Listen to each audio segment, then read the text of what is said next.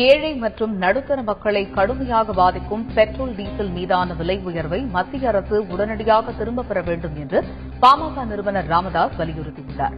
இல்லாவிட்டால் தங்கள் மீது பொருளாதார தாக்குதல் நடத்திய மத்திய அரசுக்கு 5 மாநில சட்டப்பேரவை தேர்தல்களில் பொதுமக்கள் மறக்க முடியாத பாடம் புகட்டுவார்கள் என்றும் அவர் குறிப்பிட்டுள்ளார்.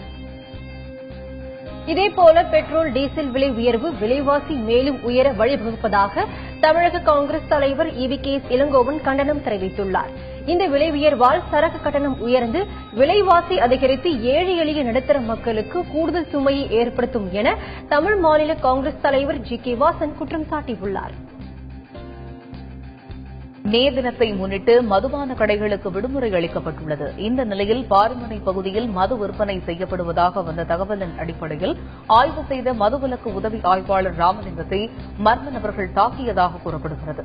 இது தொடர்பான விசாரணையில் மனிதநேய ஜனநாயக கட்சியின் பொருளாளர் முகமது அப்பாஸ் உள்ளிட்ட 2 பேரை போலீசார் கைது செய்து விசாரணை நடத்தி வருகின்றனர்.